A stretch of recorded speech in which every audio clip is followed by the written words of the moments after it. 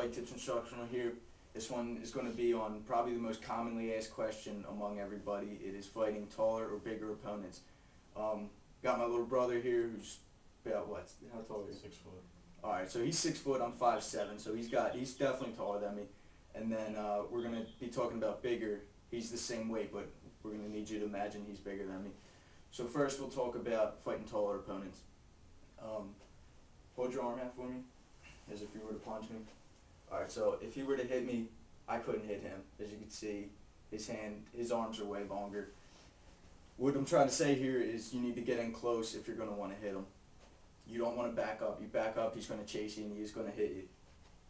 You're going to want to cover up, you're going to know how to block. When you block, you keep your elbows in, keep your hands up at eyebrow level.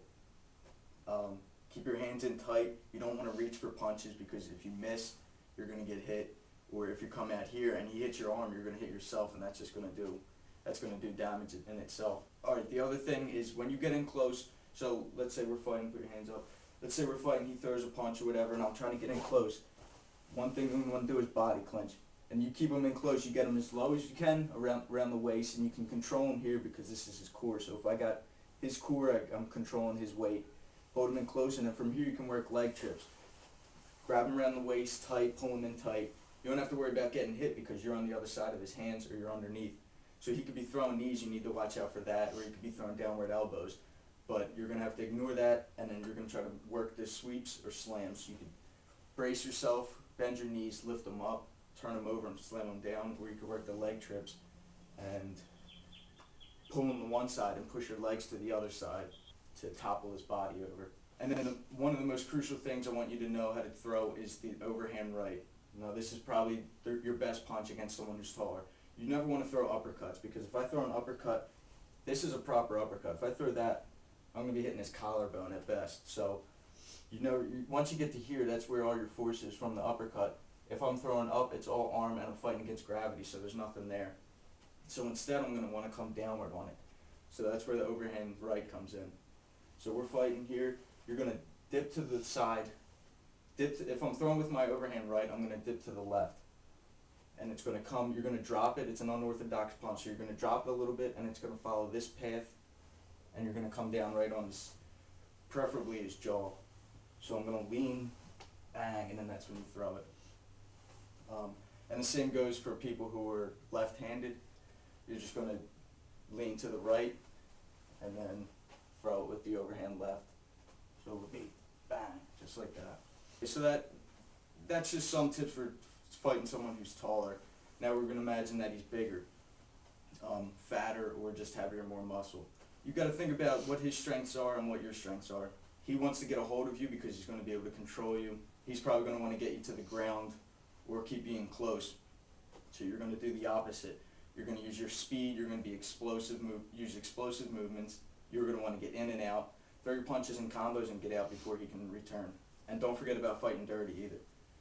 Okay, so let's say, even if he is bigger than me, taller-wise, height, but he's wider too. So I'm going to want to get in, use things like feints, which is just a shoulder feint, or lift your hand out like you're about to throw a punch just so he can blink, or he flinches a little bit, and then capitalize on that.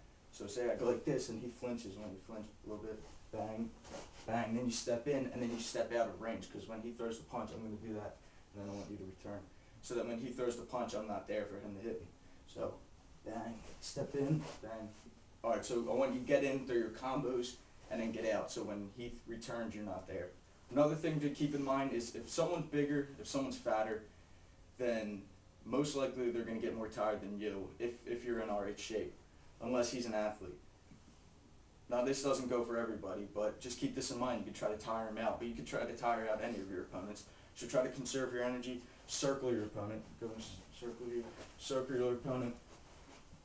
Throw your jabs, keep him at bay with your longest weapons, which are your straight punches. Bang. If you know how to kick, for the teep, keep him at bay, let him tire himself out.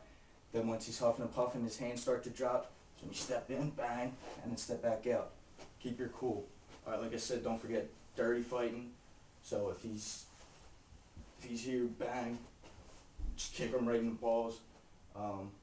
Elbows, the headbutts if he does get a hold of you. If he does get a hold of you, don't think it's the end of the fight. If he gets a hold of you, headbutt your way out, elbow your way out. If he gets you to the ground, try to scramble, try to squirm out, try to get your legs on his hips and kick your legs out. And then once that makes the space, then you scramble to your feet real quick. When you do get on the ground, there's instructionals that I've made where you should grab him by his hair, lift his face out, throw the downward elbows. They're illegal for a reason, so utilize them in a street fight where there is no rules. Alright guys, I just want to thank Stuart from FightTips.com for writing a lot of these tips out. You can find out a lot of great tips on the forums, so I really recommend you guys go on there and check them out. But again, thanks for watching, and until next time, I'm Shane, this is Taylor, FightTips.com.